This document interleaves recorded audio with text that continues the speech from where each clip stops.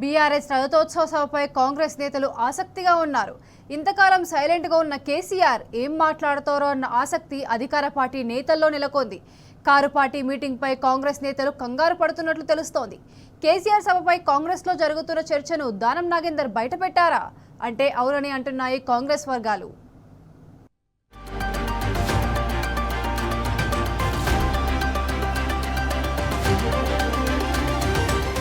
BRS party రజతోత్సవ సభ ఎల్కతుర్తి వేదికగా ఈ నెల 27న జరగనుంది. కానీ విని ఎరుగని రీతిలో సభ నిర్వహించేలా గులాబీ నేతలు ఏర్పాట్లు చేస్తున్నారు.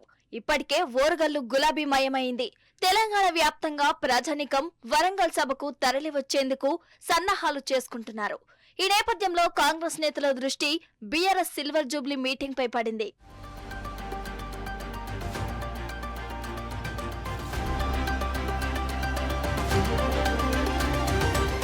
ఇక బీఆర్ఎస్ రజతోత్సవ సభ కోసం కాంగ్రెస్ నేతలు ఆసక్తిగా ఎదురు చూస్తున్నారు.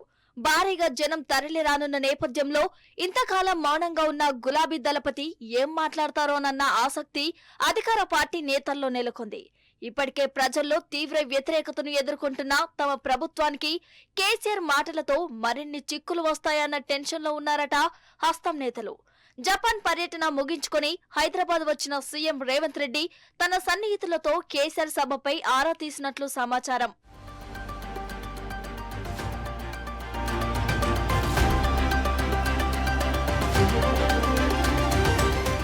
కేసీఆర్ ప్రసంగం కాంగ్రెస్ పై ప్రభావం చూపుతుందని భావిస్తున్నారు ఆ పార్టీ నేతలు. అదే జరిగితే స్థానిక సంస్థల ఎన్నికల్లో ఎఫెక్ట్ పడుతుందని ఆందోళనలో ఉన్నారు. ఇప్పటికే వివిధ వర్గాల నుంచి ప్రభుత్వంపై వ్యతిరేకత ఉంది. దీంతో ఇప్పుడు కేసీఆర్ మౌనం వీడి మాట్లాడితే తమకు తిప్పలు తప్పవన్న భావనలో ఉన్నారట కాంగ్రెస్ పెద్దలు.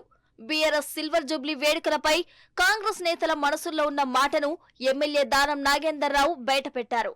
బయటకు మాట్లాడకపోయినా కాంగ్రెస్ శ్రేణులు సైతం కేసీఆర్ స్పీచ్ కోసం ఆసక్తిగా ఎదురు చూస్తున్నాయి.